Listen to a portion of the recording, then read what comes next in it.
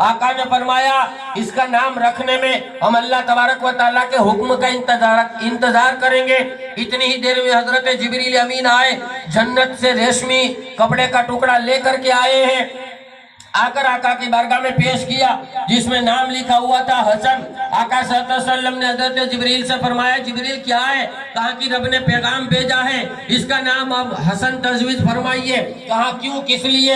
کہا کہ علی آپ کو ہارون کی طرح ہے، ہارون کے بیٹوں کے جو نام تھے وہ نام آپ رکھیے۔ کہا ہارون کے بیٹے کا کیا نام تھا؟ کہا کہ ان کے ایک بڑے بیٹے کا نام شبر تھا، چھوٹے بیٹے کا نام شبیر تھا، یہ دونوں آپ اپنے نواسوں کے نام رکھیں گے۔ کہا وہ تو عبرانی زبان کا لفظ ہے، ہم تو عربی ہے۔ جبریل امین نے عرض کی آقا عربی میں اس کا مطلب ہوتا ہے حسن و حسین۔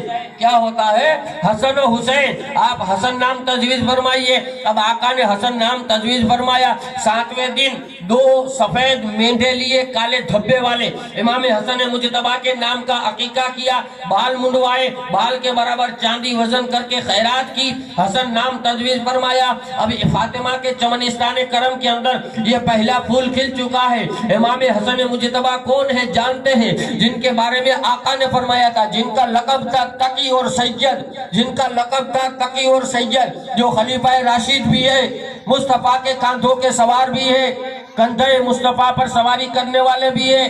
امام حسین کی طریقے سے مصطفیٰ نماز میں ہوتے تو ان کی پشت پہ سوار بھی ہو جاتے۔ امام حسن مجتبیٰ جن کے بارے میں حضرت ابو بکر خود رضی اللہ تعالیٰ عنہ بیان فرماتے ہیں، مسجد سے باہر نکلے، حضرت امام حسن مجتبیٰ کھیل رہے تھے، صدیق اکبر نے ان کو اٹھایا، اپنے کندھے پر بٹھایا اور بٹھا کر کے کہا اے حسن تجھ پہ میرا باپ قربان ہو، تو تو مصطفیٰ کی طرح دکھتا ہے۔ کیا کہا؟ تیری شکل تو مصطفیٰ سے ملتی ہے، تیری صورت تو مصطفیٰ سے ملتی ہے۔ صحابہ کرام کے دور میں حسن مجتبیٰ اور امام علی مقام کی جوانی اور بچپنا کٹا ہے، بچپنا گزرا ہے، اور آقا کی بارگاہ میں ان کا مقام و مرتبہ یہ صحابہ کرام نے اپنی نظروں سے دیکھا ہے۔ اور صدیق اکبر حضرت ابوبکر رضی اللہ تعالیٰ عنہ کی زوجہ، ان کی بیوی امام حسن اور امام حسین کی ولادت کے وقت سیدہ کائنات ماں فاطمہ زہرا کی خدمت میں تھی۔ کون؟ حضرت ابوبکر کی بیوی۔ جب حسن مجتبیٰ اور حسین پاک کی ولادت ہوئی تو اس حوالے سے معاملات آج سمجھ سکتے ہیں کہ صحابہ اور اہل بیت کے درمیان کیسے معاملات ہوں گے۔ اگر لوگ بتاتے اس طریقے کے ہوتے تو ان کی بیویاں آج ان کی خدمت کے لیے نہ آتی، اور یہ اپنے کندھوں پہ اٹھا کے یہ جملے نہ کہتے کہ حسن تجھ پہ میرا باپ قربان ہو، یہ جملے نہ کہے جاتے۔ امام حسن مجتبیٰ کا وہ مقام ہے کہ جن کے ہاتھوں میں حسین پاک نے بھی بیعت کی ہے، جنہیں حسین نے بھی اپنا امام کہا ہے، جن کے پیچھے امام حسین نے بھی نماز پڑھی ہے۔ امام حسین سے بڑا درجہ ہے امام حسن مجتبیٰ کا۔ امام حسین خلیفہ راشد نہیں ہے، مگر امام حسن مجتبیٰ خلیفہ راشد ہے۔ امام حسین سے بڑا مقام ہے امام حسن مجتبیٰ کا، مگر آج امام حسن مجتبیٰ کے حوالے سے نہ کوئی بتاتا ہے، نہ کوئی لوگ جانتے ہیں۔ آپ کو معلوم ہے امام حسن مجتبیٰ کی شہادت کی تاریخ کیا ہے؟ کوئی آج پروگرام نہیں کرتا ہے، کوئی مجلس نہیں کرتا ہے، کیا یہ امت کا حق نہیں ہے؟ امام حسین کے لیے ہم 10 دن تک میلاد کریں، امام حسین جن کا ہاتھ چومے، امام حسین جنہیں اپنا امام کہے، اس امام حسن مجتبیٰ کا ایک دن ہم میلاد نہ منائے، ایک دن ہم شہادت کی نیاز نہ کریں، ایک دن ہم تذکرہ نہ کریں۔ وجہ کیا ہے؟ امت کے اندر یہ تاریخ بتائی نہیں گئی ہے، امت کو بتایا ہی نہیں گیا حسن مجتبیٰ کون ہے۔ امت کو صرف اتنا بتایا گیا امام حسن مجتبیٰ نے 100 شادیاں کی تھی، بس یہی بتایا گیا ہے امت کو، اور امت کو یہی پتا ہے، امت کو یہی بتایا گیا امام حسن مجتبیٰ نے صلح کی تھی، یہی بتایا گیا امت کے درمیان یہی علم ہے۔ کسی نے نہیں بتایا امام حسن مجتبیٰ کی تاریخ کب ہے، ان کی شہادت کب ہوئی، کیسے ان کی شہادت ہوئی۔ وہ جو آج اسٹیجوں پر اور ممبروں پر بیان کرنے والے کہ امام حسن مجتبیٰ نے 100 شادیاں کی تھی، اگر ان سے پوچھو کہ 10 بیویوں کے نام بتاؤ تو 10 بیویوں کے نام نہیں بتا پائیں گے، اور 100 بیویاں بنا دیتے ہیں۔ تو آج یہ جو ہے اتنی بڑی تہمت امام حسن مجتبیٰ پہ لگائی جاتی ہے کہ امام حسن مجتبیٰ نے 100 شادیاں کی، امام حسن مجتبیٰ نے 300 شادیاں کی، حالانکہ 10 بیویوں کے نام تاریخ میں نہیں مل رہے، تو 100 شادیاں کیسے ہو گئی، 300 شادیاں کیسے ہو گئی؟ تاریخ امام حسن کا پورا چیپٹر چھپایا گیا ہے۔ کیا ہے؟ امام حسن مجتبیٰ کا پورا چیپٹر چھپایا گیا ہے، اور اس کی سب سے بڑی وجہ یہ ہے کہ کہ کردار بنی امیہ کو ظاہر نہ کرنے کے لیے، کرتوت بنی امیہ کو ظاہر نہ کرنے کے لیے نواسہ رسول کی پوری تاریخ کو چھپا دیا گیا ہے۔ ایک ہی وجہ ہے، اگر امام حسن کی تاریخ پڑھی جائے تو یزید کے باپ داداؤں کا کردار کھلنے لگے گا، یزید کا خاندان کا کردار کھلنے لگے گا کہ انہوں نے امام حسن مجتبیٰ کے ساتھ کیا معاملات کیے ہیں۔ تو اس کو نہ کھولنے کے لیے، اس کو نہ بتانے کے لیے پورے کا پورا مولویوں نے جمع ہو کر کے امام حسن مجتبیٰ ہی کو چھپا دیا ہے۔ امام حسن مجتبیٰ کی یہ شان ہے کہ حضور کے تخت پہ بیٹھنے والے ہیں، حضور کے خلیفہ ہے۔ پہلے خلیفہ حضرت ابوبکر صدیق، دوسرے عمر فاروق اعظم، تیسرے عثمان غنی، چوتھے مولا کائنات اور پانچویں امام حسن مجتبیٰ ہے۔ 30 سال جو خلافت آقا کی چلی ہے اس میں پانچویں خلیفہ حضرت امام حسن مجتبیٰ ہے۔ مگر آج کوئی بتاتا نہیں ہے امام حسن مجتبیٰ کے بارے میں۔ وجہ کیا ہے؟ آپ نے کبھی غور کیا؟ کبھی پوچھا کرو اپنے اماموں سے، کبھی پوچھا کرو اپنے پیران نظام سے کہ امام حسن مجتبیٰ کی شہادت کب ہوئی، امام حسن مجتبیٰ کی شہادت کی تاریخ کیا ہے؟ ان کے حوالے سے کوئی کیوں نہیں بتاتا ہے؟ امام حسن مجتبیٰ کا مرتبہ امام حسین سے زیادہ ہے۔ امام حسین کے لیے 10 دن میلاد کی جائے، تعزیہ شریف بنایا جائے، 10 دنوں تک لوگوں کو لنگر کھلایا جائے، لنگر حسینی عام کیا جائے، چھبیلیں بنائی جائے، شربتیں پلائے جائے، کھچڑے کھلائے جائے، اور بڑے بھائی کی تاریخ آئے تو لوگوں کو پتہ نہ ہو، بڑے بھائی کا ایک دین نہ منایا جائے۔ یہ آخرکار وجہ کیا ہے؟ کیا فاطمہ نے ان کو پسند نہیں کیا تھا؟ ارے سیدہ کائنات تو وہ تھی کہ دونوں بھائیوں کے لیے تڑپ جاتی تھی، مصطفیٰ وہ تھے کہ حسن مجتبیٰ کے لیے بھی خطبہ چھوڑ دیتے تھے۔ نماز کی حالت میں حسن مجتبیٰ سوار ہو جائے تو مصطفیٰ سر نہ اٹھاتے تھے، مصطفیٰ کے کاندھوں پہ کاندھے مصطفیٰ کے سوار ہے حسن مجتبیٰ۔ راکب دو سے مصطفیٰ کا لقب دیا گیا ہے کہ مصطفیٰ کے کندھوں کے سوار، مہر نبوت کے سوار۔ مہر نبوت جو ہے نا مصطفیٰ کی پشت پہ، اس کا بھی کوئی سوار ہے تو حسن مجتبیٰ ہے۔ مگر وجہ کیا ہے کہ آج تاریخ نہیں بتائی جاتی ہے؟ آپ کو نہیں بتایا جائے گا کہ ان کی شہادت کیسے ہوئی اور کب ہوئی؟ جانتے ہو اس کی وجہ یہی ہے کہ بنو امیہ کے خاندان کی دھجیاں اڑ جائے گی، پھر بنو امیہ کے خاندان کے کرتوت سامنے آ جائیں گے۔ اور ہم یہ دعوے سے کہہ رہے ہیں ذمہ داری کے ساتھ کہ کوئی مائیکل لال ایمانداری کے ساتھ بتا دے حسن مجتبیٰ کی شہادت، ذکر کرے حسن مجتبیٰ کا، سارا اسلام سمجھ میں آ جائے گا کون سا اسلام دیا جا رہا ہے۔ تو اسی وجہ سے امام حسن مجتبیٰ کا پورا چیپٹر ہی چھپا دیا گیا ہے کہ کس نے امام حسن مجتبیٰ کو شہید کیا۔ حضرت ابو بکر رضی اللہ تعالیٰ عنہ کے بڑے بیٹے حضرت محمد بن ابی بکر، حضرت حجر بن عدی صحابی رسول، حضرت خواجہ اویس کرنی، حضرت مالک بن اشتر، حضرت امام حسن مجتبیٰ، ان سب کو قتل کرنے والا ایک ہی انسان ہے۔ مگر آج ان سب کو چھپا دیا گیا ہے، ان سب کو چھپا دیا گیا ہے قاتل کو بے نقاب نہ کرنے کے لیے۔ عجیب دور چلا ہے یار، قاتل کو بھی قاتل نہیں کہا جائے۔ کیسا اسلام سکھایا جا رہا ہے؟ کون سا دین سکھایا جا رہا ہے؟ حسن مجتبیٰ کی 3 ہجری کو ولادت ہوتی ہے۔ آقا کو کتنا حسن مجتبیٰ سے پیار تھا، کتنی آقا کو الفت تھی، کتنی سیدہ کائنات کو الفت تھی۔ اور ایک مرتبہ امام حسین پاک، امام حسین علیہ السلام بچپن کا عالم ہے، 2 یا 3 سال کی عمر ہے، کھیلتے کھیلتے نخلستانوں میں چلے گئے۔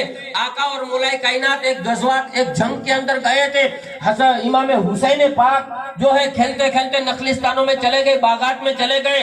ایک جو ہے یہودی ابن رفیہ جو یہودی تھا، ابن ربیہ، اس یہودی نے دیکھا کہ بچہ تنہا ہے، امام حسین اکیلے ہیں، تو وہ بے اولاد تھا، تو اسے خیال آیا کوئی دیکھنے والا نہیں ہے، چلو میں امام حسین تو ابھی 2-3 سال کی عمر ہے، ان کو لے کر چلا جاتا ہوں، میرے یہاں کوئی اولاد نہیں ہے۔ اب وہ حسین امام علی مقام امام حسین کو اپنے گھر میں لے گیا اور چھپا دیا۔ سیدہ کائنات پریشان ہے کہ میرا شہزادہ کہاں ہے، اور اس ایک دن کے اندر آپ 67 مرتبہ دہلیز پہ آئی تھی، دروازے پہ آئی تھی کہ کوئی باہر نظر آئے تو بھیجو، میرا حسین کہاں ہے، میرے حسین کو ڈھونڈ کے آئے۔ اور امام حسن اور امام حسین میں 7 مہینے کا فرق ہے عمر میں، کتنے؟ 7 مہینے کا فرق ہے۔ اور یہ امام حسین اپنی ماں کے شکم کے اندر 6 مہینہ رہے ہیں امام حسن کی ولادت کے بعد، اور یہ بہت بڑی آپ کی کرامت ہے، کیونکہ اللہ تبارک و تعالیٰ نے یہ درجہ آگے پیغمبروں میں حضرت یحییٰ علیہ السلام کو عطا فرمایا تھا۔ حضرت زکریا کے بیٹے نبی تھے، بیٹا بھی نبی ہے، مگر ماں کے شکم کے اندر 6 مہینہ رہے ہیں، وہ نبی تھے، یہ نواسہ رسول ہے۔ جو چیزیں نبیوں میں پائی جا رہی ہے وہ مصطفیٰ کے گھر میں پائی جا رہی ہے. یہ نواسہ رسول ہے. تو 7 مہینے کا ڈیفرنس ہے، فرق ہے دونوں بھائیوں کے درمیان. اب امام حسین کو وہ شمون ابن ربیعہ یہودی لے گیا ہے، اپنے گھر میں چھپا دیا ہے. سیدہ کائنات شام تک انتظار کرتی رہی. صبح کی بات ہے، عصر کا وقت ہو گیا. اب سیدہ کائنات، ماں تو ماں ہوتی ہے نا، اور سیدہ کائنات جیسی ماں، ہماری ماں ہمارے لیے تڑپ جاتی ہے. 1 گھنٹہ اولاد 2 سال کا بچہ کہیں نظر نہ آئے تو تھوڑی دیر کے اندر ماں کا دماغ کام کرنے بند ہو جاتا ہے. یہ تو سیدہ کائنات ہے. صبح سے امام حسین چلے گئے ہیں، عصر ہو گئی، ابھی تک پتہ نہیں ہے میرا شہزادہ کہاں گیا ہے. اور مولا کائنات اور آقا تو جنگ پر گئے ہیں، کوئی نظر نہیں آ رہا ہے کہ کسی کو ڈھونڈنے کے لیے بھیجے کہ امام حسین کہاں گئے ہیں. آپ نے امام حسن مجتبیٰ کو کہا کہ بیٹا جاؤ اپنے بھائی کو ڈھونڈ کر لاؤ. کیا کہا؟ جاؤ بھائی اپنے بھائی کو ڈھونڈ کر لاؤ، میرے شہزادے جاؤ اپنے بھائی کو ڈھونڈ کر لاؤ. اب امام حسن 3 سال کی عمر امام حسن کی ہے. یہ عمر کیا عمر ہوتی ہے؟ اب امام حسن کا مقام دیکھیے گا، امام حسن کی شان کیا ہے. آپ گئے نخلستانوں میں، آواز دے رہے ہیں، اے نانا کی آنکھوں کے چین، اے فاطمہ کی آنکھوں کے چین، اے بھائی کے دل کے ٹکڑے، حسین تم کہاں ہو؟ ماں پریشان ہے تمہارے لیے، تم صبح سے نظر نہیں آ رہے ہو. اے میرے بھائی تم کہاں ہو؟ بھائی ڈھونڈنے کے لیے چلا ہے. ہر طرف امام حسین کو ڈھونڈتے ہیں مگر کہیں امام حسین نظر نہیں آتے، کہیں امام حسین دیکھتے نہیں ہیں. اسی اشنا میں ایک ہرنی آتی ہے امام حسن مجتبیٰ کے سامنے. امام حسن کو جاننا ہو نا تو امام حسن کے بارے میں جو حضور نے فرمایا ہے نا، اور جو خود امام حسین نے فرمایا ہے، وہ فرامین دیکھو، پھر امام حسن کی شان سمجھ میں آئے گی. وہ ہرنی آئی امام حسن مجتبیٰ کے سامنے، آ کر کہا السلام علیکہ یا نواسہ رسول. ہرنی کے منہ میں زبان آ گئی، سلام کہا تو امام حسن مجتبیٰ نے کہا اے ہرنی میرا بھائی کہاں ہے حسین؟ آپ کا تو بچپنا ہے اور آپ جانور سے سوال کر رہے ہیں، ہرنی سے سوال کر رہے ہیں. اے ہرنی بتا میرا بھائی حسین کہاں ہے؟ اگر آدمی سے پوچھا جاتا تو بتا بھی دیتا، ابھی جانور سے سوال کرنا، ہرنی سے سوال کرنا.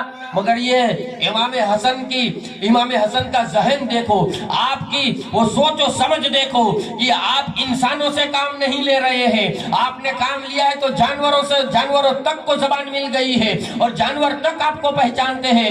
امام حسن مجتبیٰ نے سوال کیا اے ہرنی میرا بھائی حسین کہاں ہے؟ اے ہرنی میرا بھائی حسین کہاں ہے؟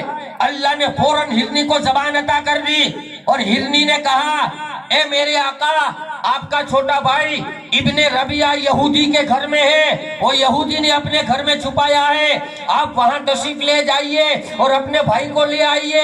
ایک ہرنی بتا رہی ہے امام حسن مجتبیٰ سوال کرے تو جانور تک جواب دینے پہ مجبور ہو جائے، اسے ہم اپنی زبان میں حسن مجتبیٰ کہتے ہیں، اسے جو ہے ہم اپنی زبان میں حسن مجتبیٰ کہتے ہیں.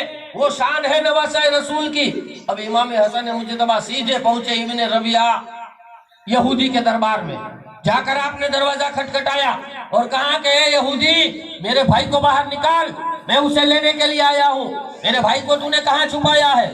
یہودی باہر آیا، آ کر پوچھا کون ہو تم اور کس کی بات کر رہے ہو؟ کہا میرا بھائی اندر حسین ہے تیرے گھر میں، اس کو باہر نکال، میں لینے کے لیے آیا ہوں جو تو نے چھپا دیا ہے، ورنہ میں میری ماں فاطمہ سے کہہ دوں گا کہ اگر انہوں نے دعا کے لیے ہاتھ اٹھا دیے تو پوری سرزمین پہ یہود میں سے کوئی انسان باقی نہ رہے گا، کوئی یہودی نسل ختم ہو جائے گی. میں اگر میرے نانا سے میں نے کہہ دیا، انہوں نے رب کی بارگاہ میں لب ہلا دیے تو یہودی کوئی زندہ نہ رہے گا. اگر میں نے میرے بابا سے کہہ دیا اور انہوں نے اپنی تلوار کو اگر اٹھا دیا تو سارے یہودیوں کا قتل عام ہو جائے گا. تو جانتا ہے حسین کون ہے، میں کن کا بیٹا ہوں، میں کن کا نواسا ہوں، یہ میرا بھائی حسین ہے.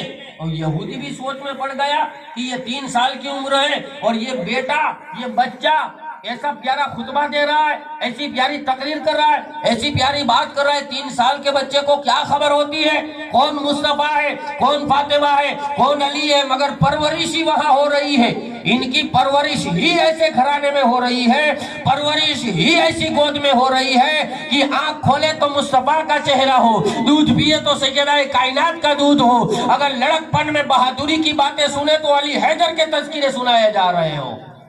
وہاں پرورش ہو رہی ہے. یہودی نے کہا کہ تم کن کے بیٹے ہو؟ تمہاری ماں کون ہے؟ ذرا تمہاری ماں کے بارے میں تو بتاؤ۔ امام حسن مجتبی اپنی ماں کی شان سناتے ہیں، سنو، میری ماں کا لقب ہے سیدۃ النساء العالمین، جو شہزادی مصطفیٰ ہے، ان کی کوئی دعا رب ٹالتا نہیں ہے، ہاتھ اٹھا دے تو فوراً رب قبول فرما لیتا ہے۔ میری ماں کی یہ طاقت ہے، ایسی خاتون اللہ نے کوئی بنائی نہیں ہے۔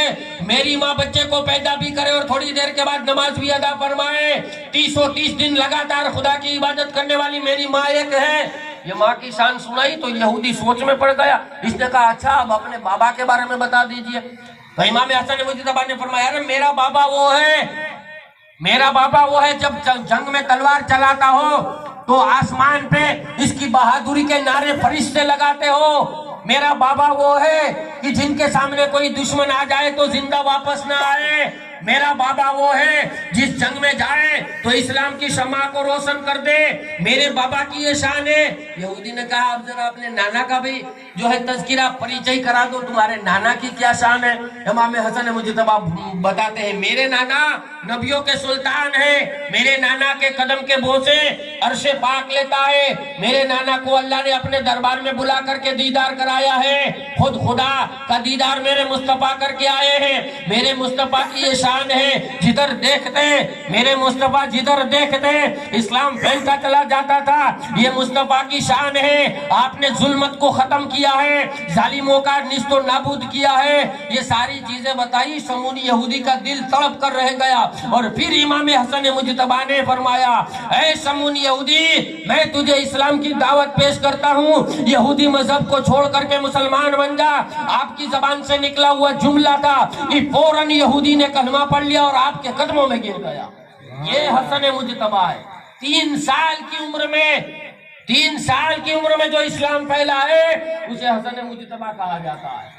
آج لوگوں نے بھلا دیا ہے، جانتا ہی نہیں ہے کوئی امام حسن مجتبی کی سیرت کیا ہے۔ بس بچپن کے 2 واقعات سن لیے پھر بات ہی ختم۔ کون امام حسن مجتبی ہے، کب ان کا دین ہے، کب ان کی تاریخ ہے؟ کیا یہ ہمارا فریضہ نہیں ہے؟ کیا یہ ہمارا حق نہیں ہے؟ ہم اس طریقے کے امتی ہیں، ایک نواسے کو یاد کرے، ایک نواسے کو بھلا دے۔ حالانکہ دونوں نواسے کا مقام اتنا بلند ہے کہ مصطفیٰ فرماتے ہیں دونوں کے بارے میں کہ حسن و حسین مجھ سے ہے اور میں ان سے ہوں۔ کیا فرماتے ہیں؟ حسن و حسین مجھ سے ہے اور میں ان سے ہوں۔ یہ شان ہے۔ پھر اس یہودی نے کلمہ پڑھ لیا، امام حسن مجتبی کے حوالے امام حسین کو کیا اور ہیرے زیورات ان کی قدموں میں نچھاور کیے اور پھر کہا کہ میں تمہاری والدہ کی بارگاہ میں آنا چاہتا ہوں۔ اب امام حسن مجتبی اپنے چھوٹے ہاتھوں سے چھوٹے بھائی کے چھوٹے بازوؤں کو پکڑ رہے ہیں اور کہا چلو بھائی، ماں انتظار کر رہی ہے۔ بھائی کو لے کر گھر پہنچتے ہیں، سیدہ کائنات کی بارگاہ میں جاتے ہیں۔ ماں نے کہا بیٹا کہاں تھا؟ کسی نے تمہیں پریشان کیا؟ کسی نے تمہیں تکلیف دی؟ تو امام حسین نے عرض کی نا ماں، مجھے کسی نے پریشان نہیں کیا ہے، جو اٹھا کے لے گیا تھا وہ بہت بہترین کھانے کھلا رہا تھا، مجھے دودھ پلا رہا تھا، کھجوریں پیش کر رہا تھا، ایک اولاد کی طریقے سے مجھے رکھ رہا تھا۔ حالانکہ وہ کون تھا میں جانتا نہیں تھا، مگر میری بڑی خدمت کر رہا تھا۔ شاید مجھے ایسا لگا کہ اس کے یہاں کوئی اولاد نہیں ہے تو یہ اسے خوشی ہوئی ہے کہ اس کے یہاں بیٹا آ گیا ہے، اس لیے وہ مجھے طرح طرح کے کپڑے پہناتا تھا، طرح طرح کے کھانے کھلاتا تھا۔ اے ماں، اس نے مجھے پریشان نہیں کیا ہے۔ دوسرے دن یہودی 70,000 یہودیوں کو لے کر کے سیدہ کائنات کی بارگاہ میں آیا اور دہلیز فاطمہ زہرا سیدہ کائنات کی دہلی پہ اس نے اپنی سفید داڑھی کو رگڑا اور رگڑ کر کے کہا اے شہزادی مصطفیٰ، میں نے تمہارے بیٹے کو شہزادے کو صبح سے شام تک اپنے گھر میں رکھا، حالانکہ میں نے دکھ پریشانی نہیں پہنچائی ہے مگر آپ ان کو اپنے گھر میں رکھا، تمہیں بڑی پریشانی کا سامنا کرنا پڑا ہے، تمہیں بڑا انتظار کرنا پڑا ہے۔ میں تمہاری بارگاہ میں معافی کا طلبگار ہوں اور معافی کے لیے آیا ہوں کہ اے شہزادی رسول مجھے معاف کر دے، اس لیے کہ حسین پاک کو میں نے صبح سے شام تک تمہاری نظروں سے دور کیا تھا، میں معافی مانگنے کے لیے آیا ہوں۔ فاطمہ نے کہا اے یہودی، میں نے اپنے حصے کا تمہیں معافی دے دی ہے، اپنے حصے کا حق تمہیں معاف کر دیا ہے، مگر ان پر ان کے بابا علی المرتضیٰ کا حق ہے، جاؤ جاؤ اور ان سے معافی بھی مانگ لو. کیا کہا؟ جاؤ اور ان سے بھی معافی مانگ لو. آج جو یزیدیوں نے امام علی مقام کے خاندان کو شہید کیا ہے، میدان محشر میں کیا منہ لے کر آئیں گے، کیا منہ دکھائیں گے؟ ایک یہ جو یہودی جس نے کلمہ بھی پڑھ لیا، مسلمان بھی ہو گیا، اور حسین پاک کو صبح سے شام تک بغیر تکلیف کے اپنے گھر میں رکھا، بغیر تکلیف کے، بغیر تکلیف دیے ہوئے، بغیر کوئی اذیت پہنچائے ہوئے اپنے گھر میں رکھا، خدمت کرتا رہا. پھر بھی اندازہ لگائیے، سیدہ کائنات کے دروازے پہ آیا، معافیاں مانگ رہا ہے. فاطمہ نے کہا میں نے اپنے حصے کی معافی دے دی ہے، مگر ان کے بابا کی بارگاہ میں جاؤ. اب وہ یہودی مولا کائنات کی بارگاہ میں آیا، آ کر کہا کہ اے مولا کائنات، آپ کے شہزادے کو میں نے کوئی تکلیف نہیں دی ہے، مگر میں نے صبح سے شام تک اپنے گھر میں رکھا، میں اس لیے معافی مانگنے آیا ہوں. اب مولا کائنات نے فرمایا میں اپنے حصے کی معافی تجھے دیتا ہوں اور معاف کرتا ہوں، مگر ان پر ان کے نانا کا حق ہے. کیا کہا؟ ان پر ان کے نانا کا حق ہے، جاؤ نانا کی بارگاہ میں جا کر معافی طلب کرو. اب وہ یہودی حضور کی بارگاہ میں آتا ہے، آ کر کہتا یا مصطفیٰ، میں نے آپ کا دین قبول کر لیا ہے، آپ کا کلمہ پڑھ لیا ہے، مجھ سے غلطی ہو گئی ہے، میں نے آپ کے نواسے کو اپنے گھر میں رکھا ہے، بغیر تکلیف پہنچائے، بغیر اذیت پہنچائے، شام تک اس کو اپنے گھر میں رکھا، ان کی خدمت بھی کرتا رہا، مگر یا رسول اللہ آپ کی اجازت کے بغیر، ان کے ماں باپ کی اجازت کے بغیر میں نے شہزادے کو اپنے گھر میں رکھ لیا تھا، اس کی میں معافی مانگنے کے لیے آیا ہوں. مصطفیٰ نے فرمایا اے یہودی، میں نے اپنے حصے کا تمہیں معاف کر دیا ہے، اپنے حق تمہیں معاف کر دیا ہے، مگر یہ اللہ کے پیارے بندے ہیں، اللہ کے چنے ہوئے بندے ہیں. اب جا اللہ کی بارگاہ میں چلا جا اور اللہ سے معافی طلب کر لے. میں کہنا چاہتا ہوں ایک شہزادے کو بغیر تکلیف پہنچائے صبح سے شام تک اپنے گھر میں رکھا، قصور کوئی نہیں ہے، قصور یہ ہے کہ ماں سے شہزادے کو دور کیا، معافیاں مانگتا پھر رہا ہے، سیدہ کائنات کی دہلیز پہ سفید داڑھی رگڑتا ہے، علی گل مرتضیٰ کی بارگاہ میں معافیاں مانگتا ہے، حسین کی مصطفیٰ کی بارگاہ میں حسین کے لیے معافیاں مانگتا ہے. آقا فرما رہے ہیں یہ یہودی جنگل میں چلا جا، اللہ کی عبادت میں لگ جا، اور جب خدا معاف کرے تب سمجھ لینا تجھے معافی ملی ہے. اب وہ جنگل میں چلا جاتا ہے اور 17 دن تک سجدے میں پڑا رہتا ہے. 17 دن کے بعد اللہ تبارک و تعالی جبریل کو بھیجتا ہے اور مصطفیٰ کو پیغام دیتا ہے یا رسول اللہ اب اس یہودی کو کہہ دیجئے جو 17 دنوں سے سجدے میں پڑا ہوا ہے، اللہ نے 17 دنوں کے بعد اسے معاف فرما دیا ہے.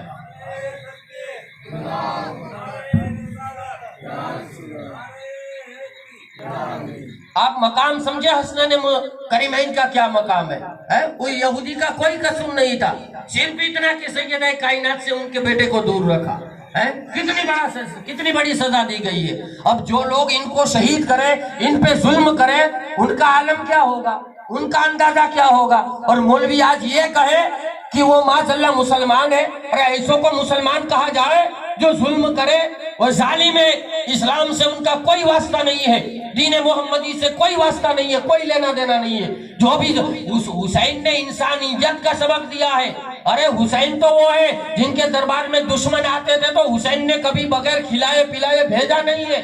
حسینی مذہب تو یہ ہے ہر ایک کا خیال کیا جائے، ہر ایک کی حفاظت کی جائے، ہر ایک کے لیے دل میں درد پیدا کیا جائے. یزیدیوں کی طریقے سے تھوڑا حسینی مذہب ہے، حسینی دین ہے. تو یزیدیوں نے جو ان پر ظلم کیا ہے، یہ میدان محشر میں کیا منہ دکھائیں گے، ان کی حالت کیا ہوگی. لوگ آج انہیں مسلمان کہتے ہیں کہ انہیں مسلمان، انہیں ظالم نہ کہا جائے، مشرک نہ کہا جائے، انہیں جہنمی نہ کہا جائے، انہیں لعنتی نہ کہا جائے. انہوں نے باقی ہی کیا رکھا ہے ظلم کرنے میں. یہ لعنت کے حقدار تو ویسے بھی ہے، اور قیامت تک کے لیے مومنوں کی لعنت ان پر ہے، اللہ و رسول کی لعنت ان پر ہے. تو امام حسن مجتبیٰ کی وہ شان ہے. آقا خطبہ دے رہے تھے، امام حسن اور امام حسین پاک مسجد میں آئے، چھوٹی چھوٹی عمر ہے، گرتے ہیں اٹھتے ہیں، گرتے ہیں اٹھتے ہیں. آتے ہیں بارگاہ رسول کے اندر، آقا خطبہ دے رہے ہیں، جمعہ کا خطبہ دے رہے ہیں. کیا کر رہے ہیں؟ جمعہ کا خطبہ دے رہے ہیں. آج لوگ یہ کہہ دیتے ہیں کہ محرم میں تعزیہ داری نہیں کرنا چاہیے، محرم میں یہ چیز نہیں کرنا چاہیے. آقا کیا کر رہے ہیں؟ آقا جمعہ میں خطبہ پڑھتے ہوئے، جو خطبہ واجب ہے وہ خطبہ پڑھتے ہوئے آپ خطبے کو چھوڑ دیتے ہیں. کن کے لیے؟ حسن و حسین کے لیے. کن کے لیے چھوڑ دیتے ہیں؟ حسن و حسین کے لیے۔ تو محبت حسنین کریمین وہ ہے کہ حسن و حسین سے بڑھ کر ہمارے دل میں کوئی چیز نہیں ہے۔ یہ بندہ جب اس مقام پہ پہنچ جائے نا، پھر بندے کو مومن کہا جاتا ہے۔ مصطفیٰ نے یہ پریکٹیکل کر کے بتا دیا ہے، مولوی سنا رہا ہے، مصطفیٰ نے کر کے بتایا ہے کہ اے لوگوں یہ دیکھو میں خود کر رہا ہوں، حسنین کریمین کے لیے خطبہ چھوڑ رہا ہوں، حسنین کریمین کے لیے سجدے کو لمبا کر رہا ہوں۔ وہ فرض نماز ہے جس میں ایک شرائط چھوٹ جائے، ایک فرائض چھوٹ جائے تو نماز نہیں ہوتی ہے۔ مصطفیٰ آدھے گھنٹے تک سجدے لمبا دے، مصطفیٰ رکوع میں لمبے ہو جائے، مصطفیٰ جب حسن مجتبی آقا نماز پڑھتے تو دونوں پیروں کے بیچ میں حسن مجتبی نکلتے تھے، اور آقا صلی اللہ علیہ وسلم رکوع میں رک جایا کرتے تھے۔ یہ نماز فرض نماز کے اندر، اور مصطفیٰ پھر بھی ان کی عظمت بتا رہے ہیں۔ ان کو اتنی تکلیف نہیں دی جا رہی ہے کہ میں نماز میں رکوع سے کھڑا ہو جاؤں گا اور میرا شہزادہ گر جائے گا، میرا شہزادہ گر رہا ہے تو میں خطبہ چھوڑ کر کے ان کو پکڑ لو۔ آپ صحابہ کو دکھاتے تھے اللہ کی بارگاہ میں حسنین کریمین کو گود میں لے کر، اللہ کی بارگاہ میں آپ یہ دعا کرتے تھے، اے اللہ ہؤلاء اہل بیتی، یہ میری اہل بیت ہے، میں اس سے محبت رکھتا ہوں، تو بھی اس سے محبت فرما۔ کیا خدا سے کہتے تھے مصطفیٰ، اے اللہ یہ میری اہل بیت ہے اور میں اس سے محبت کرتا ہوں، تو بھی اس سے محبت فرما، اور جو ان سے محبت کرے اے اللہ اس سے بھی محبت کرنا۔ کیا کہا؟ جو ان سے محبت کرے اے اللہ تو ان سے بھی محبت کرنا۔ تو یہ حسن مجتبی کا مقام ہے، یہ حسن مجتبی کی شان ہے۔ مگر آج حسن مجتبی کے حوالے سے سارا چیپٹر بند کر دیا گیا ہے، چھپا دیا گیا ہے، کوئی حسن مجتبی کے حوالے سے بتاتا ہی نہیں ہے۔ آپ پوچھو اپنے ائمہ سے، پوچھو اپنے اماموں سے، پوچھو کہ بھائی حسن مجتبی کی تاریخ شہادت کیا ہے، ان کی شہادت کس طریقے سے ہوئی؟ کیا یزید تک ہی محدود ہے؟ نہیں، یزید نہیں ہے صرف ظالم، گنہگار صرف یزید نہیں ہے۔ ارے یزید کو تو ظالم بنایا گیا ہے، یزید کو تو گنہگار بنایا گیا ہے۔ اب بنانے والے کون ہے؟ بنایا کس نے ہے یزید کو ظالم؟ ذرا وہ تاریخ بھی پڑھ کے تو بتاؤ، تب پھر پتا چلے کہ تم کتنی ایمانداری کے ساتھ اہل بیت سے وفا نبھا رہے ہو، کتنی ایمانداری کے ساتھ اہل بیت سے محبت کر رہے ہو۔ یہ تھوڑی ہے کہ یزید ماں کے پیٹ سے ظالم پیدا ہوا ہے، یزید ماں کے پیٹ سے ظالم پیدا نہیں ہوا ہے، یزید کو ظالم بنایا گیا ہے، یزید کو گنہگار بنایا گیا ہے۔ وجہ کیا ہے؟ بنانے والے بہت بڑے پیچھے ہاتھ ہیں۔ کیا ہے؟ بنانے کے لیے بہت بڑے پیچھے یزید کے سپورٹ میں، بہت بڑے لوگ یزید کے سپورٹ میں تھے۔ یہ کربلا ایسے ہی وجود میں نہیں آئی ہے، کربلا کا مورکہ ایسے ہی نہیں بنا ہے۔ اگر وہ تاریخیات سنائی جائے تو یہ اسلام ایسا اسلام ہے کہ مولوی تم کو سنیت سے ہی نکال دے گا۔ خاندان اہل بیت کی اگر تعریف ایمانداری سے کرو تو آپ کو اسلام سے نکال دیا جاتا ہے، آپ کو سنیت سے نکال دیا جاتا ہے۔ عجیب قسم کا دین سکھایا جا رہا ہے، عجیب قسم کا مذہب سکھایا جا رہا ہے، عجیب قسم کی شریعت سکھائی جا رہی ہے۔ ایسا لگتا ہے جیسے شریعت ان کے باپ دادا کی ہو، لے کے بیٹھ گئے، جو چیز جائز وہ جائز، جو چیز حرام وہ حرام۔ امام حسن مجتبی کی تاریخ شہادت منانا تو ان لوگوں کے نزدیک یہ ہے کہ اس میں اتفاقیہ ہے، اس کو نہ کھولا جائے۔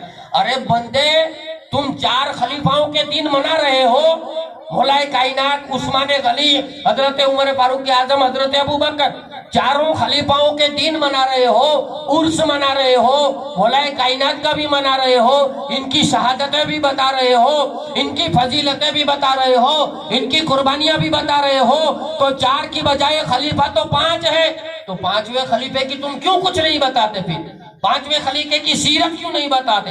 ان کی ولادت، ان کی شہادت کیوں نہیں بتاتے؟ جانتے ہو وجہ کیا ہے؟ وجہ یہی ہے کہ یزید کے باپ داداؤں کے کرتوت کھل جائیں گے۔ کیا وجہ ہے؟ یزید کے باپ داداؤں کے کرتوت کھل جائیں گے، ان کی ساری دھجیاں اڑ جائیں گی۔ اس وجہ سے یہ سارے چیپٹر کو بند کر دیا گیا ہے۔ ہم دعوے سے کہہ رہے ہیں، آپ کتابیں کھولو، حدیثیں پڑھو، دیکھو ان کی شہادت کیا ہے، ان کی تاریخ کب ہے، مگر لوگ نہیں بتاتے۔ اور یہ امت کا بھی عجیب معاملہ ہے۔ امام حسین کے دین منانے پہ آ جائے تو 10 دن تک جلسے کرتی ہے، امام حسن کی بات آئے تو 1 دن ذکر کرنے کے لیے امت تیار نہیں ہے۔ امت بھی کس راہ پہ جا رہی ہے؟ کون سی راہ پہ؟ ذرا پوچھو اپنے رہبروں سے کہ بھائی ان کا دین کیا ہے؟ کیا ہمارا یہ حق نہیں ہے کہ امام حسن کے دین منائے؟ یہ تاریخ کھولی جائے، یہ ساری چیزیں کھولو، جب یہ کھل کے سامنے آئے گی تو آپ کو پتا چلے گا کہ ابھی تک ہم نے 60 برس جہاں گزارے نا، وہ گمراہیت میں گزارے ہیں، اب جا کے میں صحیح دین پہ آیا ہوں۔ صحیح مذہب پہ آیا ہوں.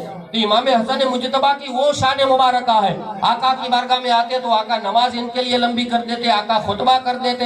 امام حسین کی وہ شان ہے.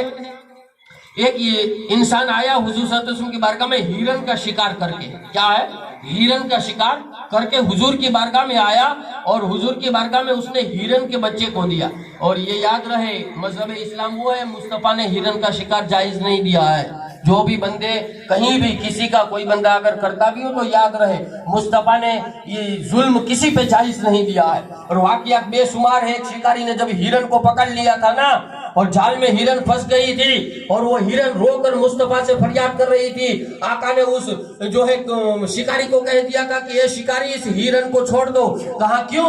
یہ ہیرن کہہ رہی ہے کہ میرے بچے بھوکے ہیں, میں ان کو دودھ پلا کے واپس آ جاتی ہوں. یا رسول اللہ مجھے اتنا وقت دلا دیجئے کہ میں دودھ پلا کے میرے بچوں کو واپس آ جاؤں. میرے بچے بھوکے ہیں, پھر یہ شکاری چاہے مجھے مار دے مگر میں میرے بچوں کو دودھ پلا دوں. مصطفیٰ نے کہا تھا اے شکاری اسے آزاد فرما دے, اے شکاری اسے آزاد فرما دے. تو شکاری نے کہا تھا یا رسول اللہ یہ ہرنی واپس آئے گی, اس کی ذمہ داری کیا ہے؟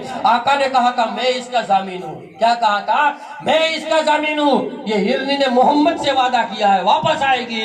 ہرنی اپنے بچوں کو دودھ پلا کر کے واپس آئی تھی. یہ شکار ہمارے لیے ممنوع ہے, سمجھے؟ تو کوئی یہ دھیان رکھے گا یہ محمدی مذہبی نہیں ہے, یہ محمدی مذہبی نہیں ہے. آج ایسی ایسی چیزیں لوگوں کو بتائی جاتی ہے جو سنت نہ ہو. آپ کو بھی بتایا گیا ہوگا گوشت کھانا سنت ہے, دودھی کھانا سنت ہے, پھلا سبزی کھانا سنت ہے. اب آپ ایک میرے جملے سے اندازہ لگا لیجئے, مصطفیٰ کی عمر مبارک 63 سال 6 ماہ اور 4 دن ہوئی ہے, ٹھیک ہے. مصطفیٰ کا وزن اور مصطفیٰ نے جو اناج کھایا ہے وہ حدیثوں میں ہے کہ 63 سال 6 ماہ اور 4 دن کی عمر میں مصطفیٰ نے صرف 60 کلو اناج کھایا ہے. کتنا اناج کھایا ہے؟ 60 کلو اناج کھایا ہے مصطفیٰ نے. اب اس سے آپ اندازہ لگا سکتے ہیں کہ آقا کیا کھاتے ہوں گے اور کیا سنت ہوگا آقا کا. یہ آج دین دوسرا سکھایا جا رہا ہے, دوسرا مذہب سکھایا جا رہا ہے. اس گمراہیت سے نکلنا چاہتے ہو نا, اپنے پیروں کی بارگاہ میں چلے جاؤ, ان کی صحبت میں رہنے لگو, اولیاء اللہ کی خانقاہوں سے وابستہ ہو جاؤ, آپ کو سمجھ آ جائے گا دین کیا ہے. تو مصطفیٰ کا مذہب وہ ہے. ایک شکاری ہرنی کا بچہ لے کر آیا, آقا کی بارگاہ میں اس نے پیش کیا, پیش کر کے کہا یا رسول اللہ یہ آپ کے بیٹے کے لیے لایا ہوں, ان کا بچپنا ہے, وہ ہرنی کے بچے سے کھیلتے رہے. اب امام حسن مجتبیٰ آقا کی بارگاہ میں حاضر تھے. آقا نے وہ بچہ امام حسن مجتبیٰ کو دیا کہ جاؤ بیٹا اس بچے سے کھیلو. اب امام حسن مجتبیٰ ہرنی کے بچے سے کھیل رہے ہیں, امام حسین آ گئے. جب امام حسین آئے تو آ کر کہا کہ یا نانا مجھے بھی ہرنی کا بچہ چاہیے. کیا کہا؟ مجھے بھی ہرنی کا بچہ چاہیے کھیلنے کے لیے, مجھے بھی ہرنی کا بچہ چاہیے. آقا نے فرمایا بیٹا ایک شکاری آیا تھا میرا شہزادے, وہ دے گیا, اس سے دونوں بھائی کھیلتے رہو. امام حسین نے کہا نہیں, کیونکہ حسین تو وہ حسین ہے کہ حسین کو آج تک سمجھائی نہیں ہے. حسین تو وہ ہے جسے سمجھائی نہیں ہے. امام علی مقام نے کہا نہیں آقا, نہیں نانا, مجھے بھی بچہ چاہیے. اور میں کہتا ہوں ایمان و عقیدہ اگر جاننا اور پہچاننا ہو تو حسین سے پوچھ لو. ارے حسین کا بچپنا ہے, مگر حسین جانتے ہیں میں مصطفیٰ کی بارگاہ میں ابھی سوال کروں گا تو ابھی میرا سوال پورا کیا جائے گا. آئے ہائے, یہ حسین کے بچپن کا ایمان ہے. میرے نانا کی بارگاہ میں ابھی میں مانگ رہا ہوں تو ابھی مجھے مل جائے گا. یہ حسین کی پرورش کا نتیجہ ہے کہ جس نے حسین کو ایسا بنایا ہے کہ آقا کی بارگاہ میں مانگو تو کم نہ مانگنا. مصطفیٰ کا اختیار دونوں جہاں پہ ہے, جو چیز مانگو مصطفیٰ کی بارگاہ سے مل جائے گی. اب حسین ضد کر رہے ہیں آقا کی بارگاہ میں. اتنی دیر میں ہرنی خود اپنے دوسرے بیٹے کو لے کر آئی. اتنی دیر میں ہرنی خود دوسرے بیٹے کو لے کر آقا کی بارگاہ میں آئی. آقا حسین کو رونے نہ دیجئے, مجھ سے حسین کا رونا دیکھا نہیں جاتا ہے, یہ لیجئے میرا دوسرا بیٹا ہے, یہ حسین کو دے دیجئے. کیا کہا؟ یہ حسین کو دے دیجئے. اب اندازہ تو لگا لیے جانور تک ان سے عقیدت رکھتے تھے, جانوروں نے ان کے مقام کو پہچانا ہے. انسان آج کیسا جانور سے بھی بدتر انسان ہو گیا ہے, جسے ان کے مقام اور ان کے مرتبہ ان کی عظمت سے انسان کو پتا نہیں ہے. ان کی تاریخیں بھلانے پہ تلے ہوئے ہیں. یہ کربلا کی داستان 2 دن میں سننے والی داستان نہیں ہے. میں نے پہلے بھی کہا یہ تذکرے اگر پورا مہینہ بھی کرو نا تو یہ داستان ختم نہیں ہوگی. امام حسین اور امام حسن کے حوالے سے یہ نہیں ہے کہ امام حسین مدینہ میں نکلے اور کربلا پہنچ گئے بس بات ختم ہو گئی. یہ کربلا نہیں ہے. کربلا 60 ہجری میں ہوئی ہے. کتنی ہجری میں؟ 60 ہجری میں ہوئی ہے. اور 3 مہینے کا فاصلہ مولوی 3 دن میں سنا دیتا ہے، مگر کربلا کی تیاری 55 ہجری میں کی گئی ہے. یعنی کربلا بننے سے 5 سال پہلے کربلا کی تیاری کی گئی ہے. اب وہاں سے کربلا سنائی جائے، 3 مہینے کی کربلا 3 دن میں سنائی جاتی ہے. 5 سال کی کربلا سننے کے لیے کتنا وقت چاہیے آپ سمجھ سکتے ہیں. پھر جا کے پوری داستان بندے کے سمجھ میں آتی ہے، بندے کی سمجھ میں داستان کربلا کہ یہ کیسے ہوئی، کس نے کربلا کی، کس نے شروعات کی ہے. آپ 2 آدمی لڑتے ہو تو ایسے تو نہیں لڑو گے نا بھائی. آپ ایسے تو نہیں لڑو گے. کوئی آپ کو ساتھ دے رہا ہوگا، کوئی آپ کے کانوں میں بکواس کرتا ہوگا، کوئی آپ کو چڑھا رہا ہوگا، کوئی اس طرف سے ساتھ دے رہا ہوگا. ایسے تو لڑائی نہیں ہوتی ہے نا. تو ویسا معاملہ ہی کربلا میں ہوا ہے. ویسا معاملہ ہی کربلا میں ہوا ہے. یزید کو ظالم کسی اور نے بنایا ہے، یزید کو گنہگار کسی اور نے بنایا ہے، یزید کو تخت پر بھی کسی اور نے بٹھایا ہے. مگر لوگ یہاں کہتے تھے کہ یزید زبردست تخت پر بیٹھ گیا. ارے یزید تو جو ہے تخت ابھی فری نہیں ہوا تھا، تخت خالی نہیں ہوا تھا، تخت پہ کوئی اور بیٹھا ہوا تھا. اور یزید اس سے 5 سال پہلے ہی تخت پہ بیٹھ گیا تھا. تم کیا بتا رہے ہو تخت خالی تھا اور یزید پہ بیٹھ گئے؟ یزید بیٹھ گیا. یزید خالی تھا اور نہیں بیٹھا ہے. یزید تخت پر کوئی اور بیٹھا ہوا تھا اور 5 سال پہلے یزید تخت پر بیٹھ گیا تھا. تو یزید کو کوشش کر کے تخت پر بٹھایا گیا ہے. جان بوجھ کر خاندان بنی ہاشم پہ تلواریں چلائی گئی ہے. اور آج مولوی کہتا ہے کہ ان ظلم کرنے والوں کو برا نہ کہا جائے. یہ کون سا دین ہے بھائی؟ یہ کون سا اسلام ہے؟ امام حسن مجتبیٰ کا وہ مقام ہے، امام حسین پاک کی وہ شان ہے کہ مصطفیٰ کا ان کا رونا نہیں دیکھا جاتا تھا. ایک مرتبہ دونوں بھائی چلے گئے باغ میں، جا کر کے لیٹ گئے ایک دوسرے کے گلے میں، ایک دوسرے کا ہاتھ ڈال کر باہوں میں. باغ میں دونوں بھائی لیٹ گئے اور سیدہ کائنات نے حضور کی بارگاہ میں آ کر عرض کی کہ اے میرے ابا اے میرے نانا، دونوں شہزادے گھر میں ہے نہیں. ماں رو رہی تھی سیدہ کائنات، ماں رو رہی تھی سیدہ کائنات، میرے شہزادے کہیں دکھ نہیں رہے. آقا نے کہا میری بیٹی فکر نہ کرو، اللہ ان کا حفاظت کرنے والا ہے. اور آپ نے ہاتھ اٹھائے اللہ کی بارگاہ میں، اے اللہ اگر وہ خشکی میں ہے زمین پر ہے تو ان کی حفاظت فرما، اگر وہ سمندر میں ہے پانی میں ہے تو صحیح سلامت انہیں گھر بھیج دے.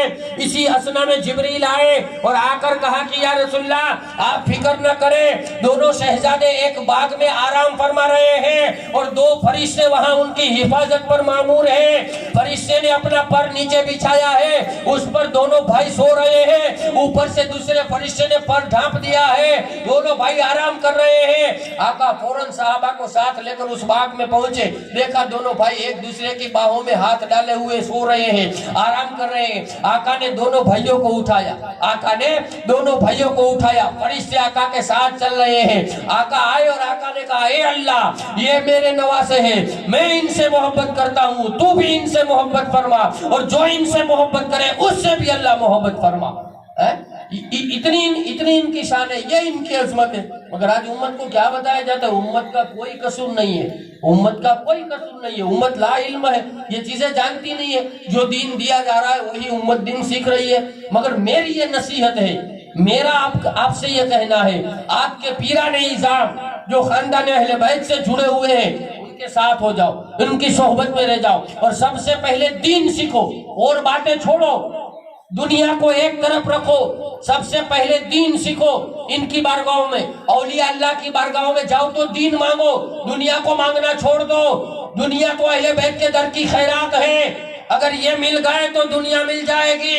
اسی لیے تو مولا کائنات نے فرمایا تھا، امام زین العابدین نے اپنے زمانے میں مولا کائنات کا ایک جملہ ارشاد فرمایا تھا. جب ایک سائل آیا نا، سائل نے آ کر امام زین العابدین سے ان کی بارگاہ میں آ کر عرض کی، امام زین العابدین دعا کر رہے تو سائل نے کہا کہ حضور یہ انسان تو آپ کے لیے پیسوں کے لیے محبت کرتا ہے، اس کا کام ختم ہو جائے تو یہ چلا جاتا ہے، یہ آپ سے محبت نہیں کرتا ہے دل سے، یہ اپنے مطلب کے لیے محبت کرتا ہے. امام زین العابدین نے فرمایا او سائل، ہمارا گھرانہ، ہم خاندان اہل بیت وہ اہل بیت ہے، اگر دنیا کے لیے محبت کی جائے تو اللہ دنیا دے دیتا ہے، اگر آخرت کے لیے محبت کی جائے تو اللہ آخرت عطا فرما دیتا ہے.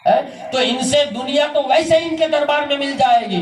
ضرورت یہ ہے کہ ان کے سچے پکے غلام بنو، ان کی عظمت جانو، ان کی حقیقت جانو. ان کے قرآن تذکرہ کر رہا ہے، حدیثوں میں مصطفیٰ بتا رہے ہیں ان کی شان. اور آج ان نواسوں کو بے دردی کے ساتھ، بغیر کوئی قصور کے، بغیر کوئی وار کے انہیں جو ہے قتل کیا گیا، انہیں شہید کیا گیا. کوئی قصور نہیں ہے، انہوں نے کچھ کسی کا نہیں بگاڑا ہے، مگر پھر بھی ان پہ ظلمن، ان کو ظلم سے کے ساتھ شہید کیا گیا، قتل کیا گیا.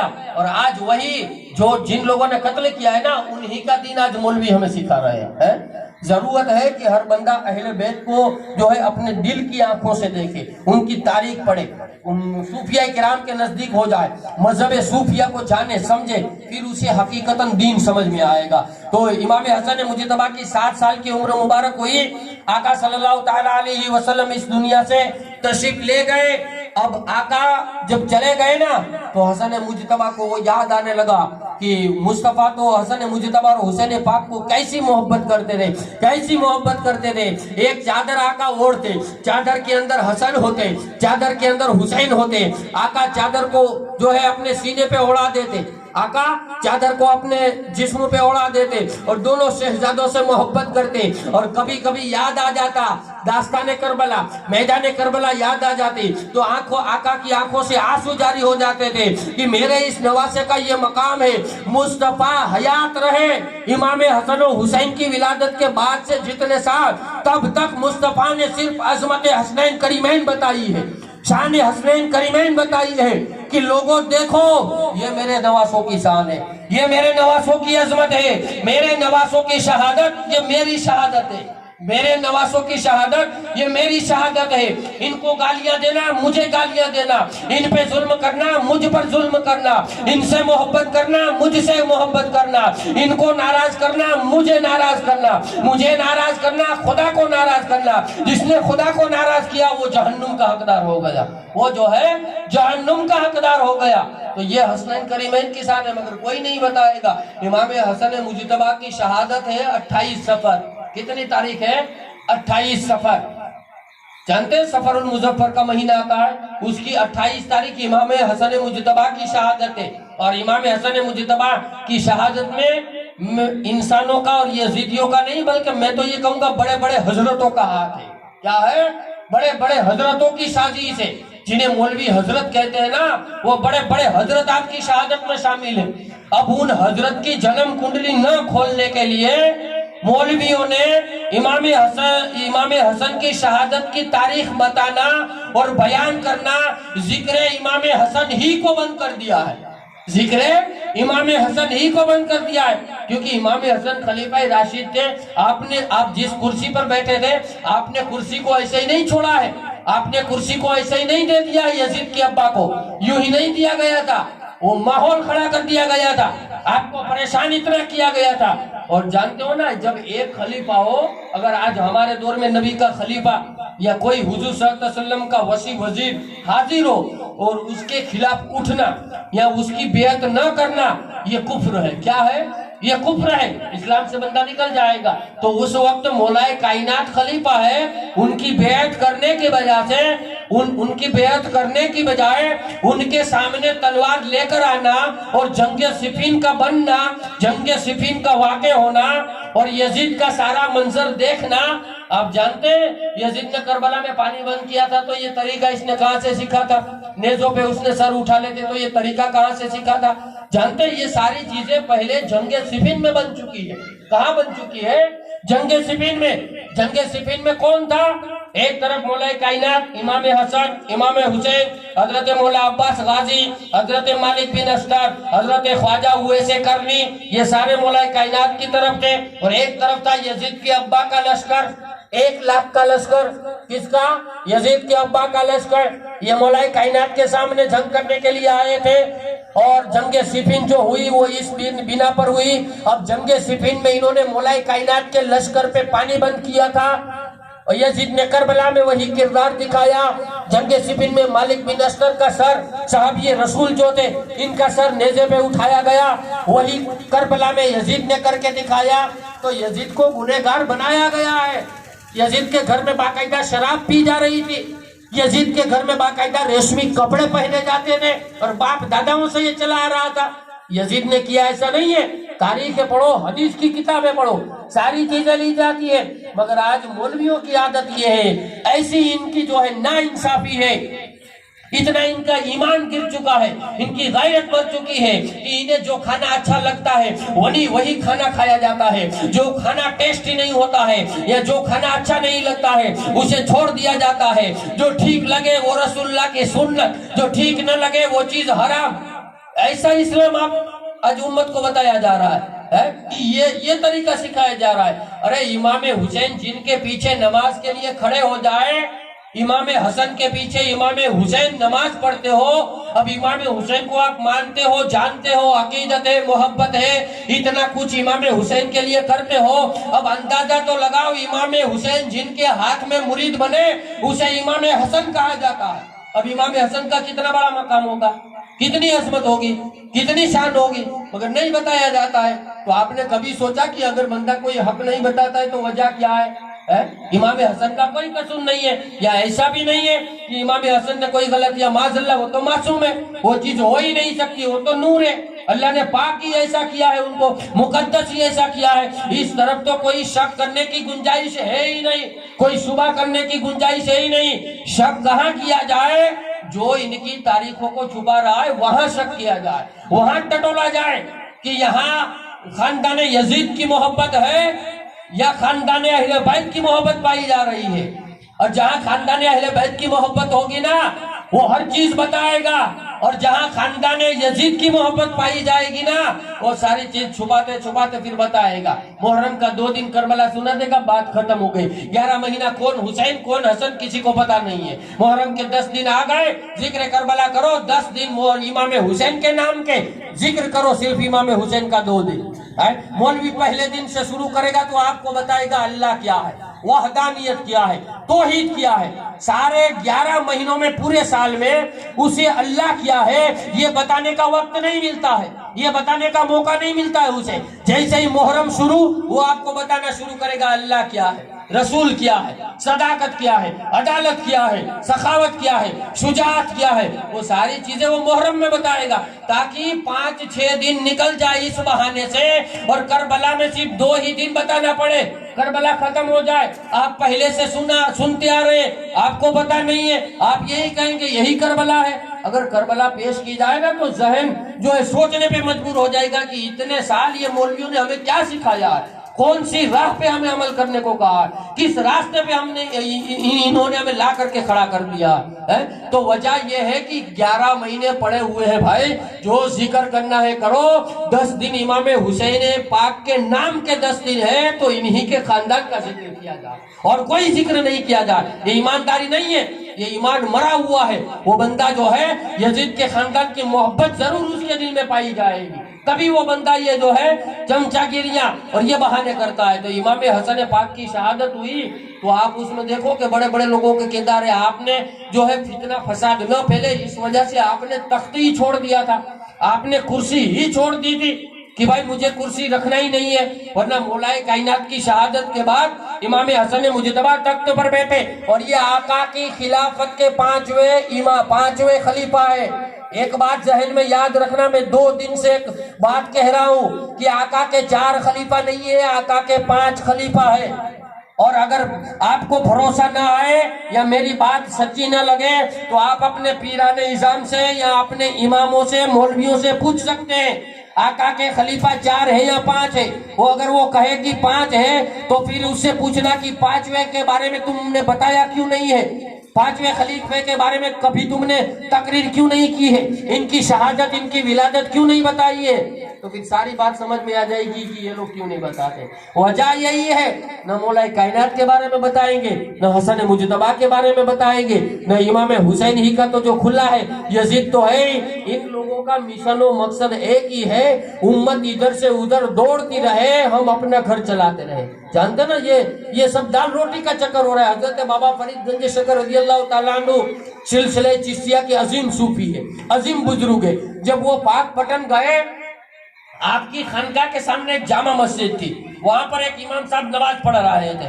اور جب امام نماز مولوی ہوتا ہے نا اسے علم کا بخار زیادہ ہوتا ہے. حالانکہ میں بھی ہوں مگر ماشاءاللہ اولیاؤں کے در کے غلام ہے, ہمارا بخار سارا اتر گیا ہے. اولیاؤں کی بارگاہ میں جا کر کے ہمارا پاور جو ہے, ہمارا علم کا بخار یہ سارا اتر گیا ہے, اور ہم نے یہ نتیجہ نکال دیا ہے کہ ہم سے بھی بڑے بڑے پڑھے ہیں, ہم کچھ ہے ہی نہیں, علم والا کچھ بھی نہیں ہے. تو بابا فرید گنج شکر وہاں گئے تو آپ صوفی ٹائپ کے تھے, اور صوفی تو جو ہے الگ قسم کا اس کا مزاج ہوتا ہے. تو آپ مسجد میں نماز پڑھنے کے لیے نہیں جاتے تھے, امام کے پیچھے نماز نہیں پڑھتے تھے. وہ امام صاحب تھے اور پیر تھے, ولی تھے, لوگ آتے تھے آپ کی خدمت میں بیٹھتے تھے. صوفی کا کام یہ ہوتا ہے, ہر مذہب کا لوگ, ہر مذہب ہر دھرم کے لوگ اس کی خانقاہ میں اس کے جو ہے گھر پہ پائے جاتے, اس لیے کہ وہ ایک ہی سبق دیتا ہے, محبت کا سبق. وہاں فتنہ فساد ہوتا ہی نہیں ہے. تو آپ جو ہے وہاں لوگوں کو جمع کر کے مرید بناتے, آتے بیٹھتے محفلیں کرتے. اب وہ مولوی سے برداشت نہ ہوا اور اس نے جمعہ میں تقریر کرنا شروع کر دی. یہ لکھا ہے ہشت بہشت کتاب کے اندر, جو سلسلہ چشتیہ کی بہت عظیم کتاب ہے. اس میں یہ واقعہ لکھا ہوا ہے کہ کہا کہ مولوی نے جمعہ میں تقریر آپ کے خلاف کرنا شروع کر دی کہ یہاں بابا آیا ہوا ہے, یہاں فقیر آیا ہوا ہے, نماز پڑھتا نہیں ہے, خود کو ولی کہتا ہے, مرید بناتا ہے, پیر بنا بیٹھا ہے. یہ ساری بکواس کرنے لگا. مریدوں نے آ کر حضرت بابا فرید کو بتایا کہ سرکار آپ کے بارے میں یہ اس طریقے کی بکواسیں اور بیان کرتا ہے. بابا فرید نے فرمایا ہمارا نام لیا؟ کہا آپ کا نام نہیں لیا. کہا نام لے تو پھر دیکھا جائے گا, ابھی تک نام نہیں لیا, ہمیں کچھ نہیں کہنا. پھر دوسرے جمعہ میں اس نے شروع کی. اب مریدوں نے کہا, اور یہ وہ مرید بھی کیسا مرید ہو کہ جس کے سامنے پیر کی جو ہے پیر کی عزت کی دھجیاں اڑائی جا رہی اور وہ مرید خاموشی سے سنتا رہے. لعنت ہو ایسے مرید پہ, ایسا مرید ہونا بھی نہیں چاہیے. ہم اپنے پیر کے بارے میں ایک لفظ بھی برا نہیں سنیں گے, یا اٹھ کر کھڑے ہو کر چلے جائے, یا پھر جو ہے وہاں اسے بتا دیا جائے کہ ہم اپنے گرو کے بارے میں, اپنے مرشد کے بارے میں, چاہے جیسا بھی ہو مگر میرا مرشد ہے, میرا باپ ہے, ایک لفظ بھی برا نہیں سنوں گا, چاہے وہ جیسا بھی ہو, میرا مرشد ہے, میرا پیر ہے. تو وہ مرید بابا فرید کے تھے. آ کر کہا کہ حضور ہم سے برداشت نہیں ہوتا ہے, اب ہم اسے ماریں گے, آپ کچھ کیجئے. بابا فرید نے فرمایا دیکھو جھگڑا فساد کرنا ہمارا کام نہیں ہے, ایک کام کرو, اس مولوی صاحب کو دعوت دے کر آؤ, کل ہم یہاں اپنے گھر پہ میلاد رکھتے ہیں, مولوی صاحب کو دعوت دے کر آؤ. اب وہ عالم کو دعوت دینے کے لیے گئے کہ بابا فرید کی خانقاہ میں میلاد ہے اور تمہیں آنا ہے. بڑا پیارا واقعہ ہے, پوری بات انشاءاللہ سمجھ میں آ جائے گی. یہ جو اسلام, یہ عورتوں کو خاموش کراؤ, کون چلا رہا ہے؟ درود پاک پڑھ لیجیے. اللہم صلی علی سیدنا محمد وعلی آل سیدنا محمد صلی اللہ تعالی علیہ وآلہ وسلم. بابا فرید کی طرف سے دعوت دی گئی, وہ دعوت دیا ہے. دوسرے دن عالم صاحب آئے, عالم صاحب کو اور زیادہ علم کا بخار ہو گیا کہ اس فقیر کی بارگاہ میں تو کوئی میلاد پڑھنے والا ہے نہیں, کوئی جاننے والا ہے نہیں, مجھے میلاد پڑھنے کے لیے بلایا گیا. آئے, میلاد پڑھی. بابا فرید نے کہا حضور فاتحہ پڑھیے. عالم صاحب سے کہہ رہے ہیں ادب سے کہ آپ فاتحہ پڑھیے. عالم صاحب کے دل میں یہ خیال ہے وہ ایسا پیر ہے ان کو فاتحہ تک پڑھنا نہیں آتا, مجھے فاتحہ پڑھنے کے لیے کہا جا رہا ہے. اس نے فاتحہ پڑھا اور اس کا پھر حضرت بابا فرید نے کہا کہ امام صاحب مجھے آپ سے ایک سوال کرنا ہے. کیا کہا؟ مجھے آپ سے ایک سوال کرنا ہے, بس آخری واقعہ ہے, مجھے آپ سے سوال کرنا ہے. امام صاحب کے دل میں اور بڑا بخار علم کا ہوا کہ اسے یہ بھی پتا نہیں ہے, مجھے سے سوال کرتا ہے, ولی ہوتا تو تھوڑی مجھے سے سوال کرتا. بابا فرید سے کہا کیا سوال ہے؟ بابا فرید نے کہا امام صاحب بتائیں گے اسلام کے ارکان کتنے ہیں؟ کیا ہے بتائیں گے آپ, اسلام کے ارکان کیا ہیں, کتنے ہیں؟ یہ جو ہے ہر بندہ شاید تو جانتا ہوتا ہے یا نہیں جانتا. تو جو علم حاصل کرنے کے لیے مدرسہ میں جاتے ہیں نا, تو مدرسہ کی پہلی سیڑھی جنہیں آپ نے کہی کہ پہلو پگٹھیو پہلو دادرو, وہ پہلی سیڑھی جو ہے وہ یہ بنیاد ہوتی ہے اسلام کے ارکان. اسلام کے ارکان کیا ہے؟ کلمہ, نماز, روزہ, حج اور زکات. اسلام کے 5 ارکان ہیں. ساری کتابیں اٹھا کر کے دیکھ لو, 5 ارکان ہیں. امام صاحب کے دل میں یہ خیال ہے اوہو یہ تو مدرسے کی پہلی سیڑھی کے بارے میں بھی یہ پیر نہیں جانتا ہے اور یہ خود کو ولی کہتا ہے. اس نے کہا ارے پیر آپ کو اتنا بھی نہیں معلوم ہے اسلام کے ارکان کیا ہے؟ اسلام کے ارکان 5 ہیں. بابا فرید نے کہا یہی تو جھگڑا ہے. کیا کہا؟ یہی تو جھگڑا ہے. میرے پیر نے بتایا ہے کہ اسلام کے ارکان 6 ہیں, میرے مرید کہہ رہے ہیں کہ مولوی بتا رہا ہے 5 ہیں. یہی تو ہم کئی دنوں سے بحث کر رہے ہیں. مولوی صاحب نے کہا یہ فقیر بابا آپ کی غلطی ہے, آپ کے پیر نے غلط بتایا ہے. بابا فرید کے پیر کون ہے؟ غریب نواز کے خلیفہ قطب الدین بختیار کاکی. وہ تو بابا فرید جانتے ہیں میرے پیر کیسے ہیں. مگر مولوی نے کہا یہ غلط ہے, اسلام کے ارکان 5 ہی ہے, 6 نہیں ہے. کیا کہا؟ 6 نہیں ہے. اگر 6 ہے اور آپ کے پیر نے بتایا تو کوئی کتاب ہے آپ کے پاس؟ कोई दलील है उसकी, कहीं लिखा हुआ है? बाबा फरीद ने फरमाया हाँ वो कहीं लिखा हुआ है, चलो ठीक है, फिर मैं ढूंढ के तुम्हें वो हवाला दूंगा कि कहाँ लिखा है। मौलवी है ना, ये हवाले जरूर मांगता है। आप अगर कोई बात छेड़ोगे ना तो कहेगा किधर लिखा है, कहाँ लिखा है, हवाला दिखाओ, दलील दो, ये सारे बहाने उसके पास होते हैं। तो बाबा फरीद ने कहा ठीक है जाइए इमाम साहब आप चले जाइए, हवाला मिलेगा तो मैं आपको बुलाऊंगा। अब कुछ दिनों के बाद हज का महीना आया, सारी मुस्लिम जमात ने जो है मिल करके चंदा किया और इमाम साहब को हज करने के लिए भेजा। उस वक्त क्या है, कश्ती में हज करने के लिए लोग जाते थे, दरियाई सफर के जरिए से हज करने के लिए गए। इमाम साहब हज करके वापस आ रहे थे, दरिया में तूफान आया, कश्ती को तोड़ फोड़ दिया। इमाम साहब एक कश्ती के पाटिये पे बैठे रहे और एक ही कपड़े की जोड़ी पहनी हुई, सारा साजो सामान दरिया में चला गया। इमाम साहब बेहोशी की हालत में 2 दिन के बाद एक पहाड़, एक टापू पर पहुंचे, पाटिये पे लेटे हुए हैं। होश आया तो देखते हैं कि मैं पहाड़ पर हूँ, यहाँ कोई नजर नहीं आता। दरिया में एक जो टापू था, देखा कि एक बाबा लुंगी जुबे वाला पुराने फटे पुराने कपड़े लेकर के दाल रोटी बेच रहा है। क्या कहा? दाल रोटी, एक जो है बर्तन के अंदर दाल रखी हुई है, रोटी, और बेच रहा है कि 2 दिरहम में जिसे दाल रोटी चाहिए वो 2 दिरहम में ले लो। अब वो तो मौलवी साहब तो 2 दिन से थे तो भूखे प्यासे तो थे ही। आपने कहा क्यों बाबा मुझे दाल रोटी चाहिए, मुझे दाल रोटी चाहिए। अब वो दाल रोटी बेचने वाले ने कहा 2 दिरहम दीजिए, दाल रोटी दूंगा। मौलवी साहब ने कहा हुजूर मेरे पास तो बाबा कुछ है नहीं, फकीर कुछ है नहीं, सारा कुछ पानी में बह गया, मेरे पास कुछ नहीं रहा है, मैं तुम्हें 2 रुपये क्या दूं? तो फकीर बाबा ने कहा भाई बगैर पैसे के नहीं दूंगा, इसलिए कि मेरे पास पैसे के अलावा कुछ नहीं है, मैंने कोई नमाज पढ़ता हूँ ना इबादत करता हूँ। कहाँ से आ रहे हो? कहा हज करके आ रहा हूँ। तो कहा कि एक काम करो तुम्हारा हज मेरे खाते में डाल दो। क्या कहा उस फकीर ने? बड़ी तवज्जो से अपने जहन में लेना, ये कोई मजाक का वाकया नहीं है, समझने की बात है, ये दौरे हाजिर का मैं वाकया पेश कर रहा हूँ। कहा कि तुम हज करके आए हो, एक काम करो, अगर दाल रोटी तुम्हें चाहिए ना तो ये इबादत जो तुमने की है ना वो इबादत मुझे दे दो। इमाम साहब वो दाल रोटी के लिए इमाम साहब ने क्या कहा जानते हो? ठीक है फकीर मेरी सारी इबादत तेरी, दाल रोटी दे दे। क्या कहा? फकीर मेरी सारी इबादत तेरी, दाल रोटी दे दे। मगर वो फकीर ने कहा ऐसा नहीं, एक कागज पे लिख करके दे। क्या कहा? एक कागज पे लिख करके दे। अब इमाम साहब ने लिख करके दिया, मैंने अभी तक जो नमाजें पढ़ी, अभी तक जो रोजे रखे, हज जो करके आया, ये सब कुछ मैं इस फकीर को दे रहा हूँ। मेरे पास अब कोई इबादत है नहीं, मैंने सारी इबादत दाल रोटी के बदले में इस फकीर को दे दी है। फकीर बाबा ने कागज लिया, दाल रोटी दी और गायब हो गए। अब इमाम साहब कई दिनों के बाद पाकपट्टन पहुंचे, कुछ दिन गुजरे, बाबा फरीद ने फरमाया ओ मौलाना साहब को पकड़ करके ले आओ, इमाम साहब को पकड़ के ले आ जाओ, वो हवाला मिल गया है जो मांग रहे थे। उन्होंने जो दलील मांगी थी ना किताब में कहाँ लिखा है, वो लिखा हुआ मिल गया है, उनको पकड़ के लाओ। अब इमाम साहब को पकड़ के खानका में लाया। बाबा फरीद ने कहा इमाम साहब आपने कहा था ना कहाँ लिखा है इस्लाम के 6 अरकान है, इस्लाम के 6 अरकान है, ये कहाँ लिखा है? आपने कहा था ना वो हवाला मिल गया। हाँ मिल गया, कहाँ? पुरानी किताब दी। इमाम साहब पन्ने पलटने लगे, सफे पलटने लगे, कहीं नजर नहीं आ रहा है। बाबा फरीद से कहा इसमें कहाँ लिखा है? कहा पन्ने और पलटो। जब पन्ना पलटा ना तो एक कागज मिला जो इमाम साहब ने लिखा था, एक कागज मिला किताब के अंदर जो इमाम साहब ने लिखा था, जिसमें नीचे उसके दस्तखत थे कि मैं दाल रोटी के एवज में, दाल रोटी के बदले में सारी इबादत दे रहा हूँ। बाबा फरीद ने कहा हुजूर ये क्या है? कहा ये तो मेरा ही कागज है। क्या कहा इमाम साहब ने? ये तो मेरा ही लिखा हुआ है। बाबा फरीद ने कहा यही तो मसला है प्यारे, इस्लाम के 5 अरकान होते तो ये 6ठा अरकान कहाँ से आया? तुमने 5 अरकान 6ठे अरकान के बदले में बेच दिए, तो 5 नहीं 6 अरकान है, 6ठा दाल रोटी है। क्या कहा?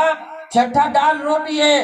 तो इसके चक्कर में आज हक दिन भुला दिया जा रहा है, आपस में ना इत्तेफाकियां फैलाई जा रही है, आपस में लड़वाया जा रहा है, इसलिए कि हम उनकी दुकानें चलती रहे, उनकी जेबें भरती रहे। तो इससे बाहर आ जाओ, हम लोग औलिया अल्लाह वाले, ख्वाजा गौसो हिंद वाले हैं, उन्होंने जो इस्लाम दिया है, उन्होंने जो दीन दिया है, हम उस दीन के मानने वाले हैं, उस दीन पे अमल करने वाले हैं। भाईचारा हमारी जो है ये सबसे पहली निशानी है, सबसे पहली शर्त है। हिंदुस्तान में किसी सूफी ने आकर, किसी वली ने आकर कभी भी ना इत्तेफाकियां नहीं फैलाई है, बल्कि इनकी बारगाह में गरीब नवाज का एक वाकया है। एक ایک قاتل آپ کو چھری لے کر قتل کرنے کے لیے آیا تھا، اسے بھی آپ نے اپنے بغل میں گدے پر بٹھایا تھا۔ یہ صوفیوں کا مذہب ہے، یہ صوفیوں کا مشن ہے، یہ صوفیوں کا دین ہے۔ نہ اتفاقیاں پھیلانا یا لڑوانا یا دین چھپانا یہ نہیں رہا ہے۔ اس لیے اگر گمراہی سے بچنا چاہتے ہو تو حق پیروں کی صحبت میں چلے جاؤ، اولیاء اللہ کی صحبت میں چلے جاؤ۔ اپنے ذہن و فکر سے سوچو حسین کی بہن کون ہے، حسین کا بھائی کون ہے، حسین کے والد کون ہے، حسین کا دادا کون ہے، حسین کا پوتا کون ہے۔ ان کے تذکرے کیوں نہیں ہوتے، ان کی تاریخ کیوں نہیں بتائی جاتی ہے، وجہ کیا ہے؟ تو پھر آپ کو سمجھ آ جائے گا یہ جو دین اسلام دے رہے ہیں نا وہ حسینی دین نہیں ہے، وہ یزیدی دین سکھایا جا رہا ہے۔ اور ہمیں کیا سیکھنا ہے؟ حسینی دین سیکھنا ہے۔ کون سا؟ حسینی دین سیکھنا ہے۔ تو دعا کرو اللہ کی بارگاہ میں کہ الہ العالمین ہم نے جو کچھ سنایا گیا کوئی خطا لغزش ہو فنجتن پاک کے صدقے تو پھر سے معاف عطا فرما، اولیاء اللہ کے مذہب پہ عمل کرنے کی توفیق و رفیق عطا فرما، صحیح معنی میں سچا حسینی ہمیں بنا۔ الہ العالمین اس محفل پاک کے اندر جتنے لوگ حاضر ہیں سب کی حاضری کو قبول فرما۔ مولا تبارک و تعالی جو کچھ ذکر و اذکار ہوا اس پر مجھے اور تمامی حضرات کو عمل کرنے کی توفیق و رفیق عطا فرما۔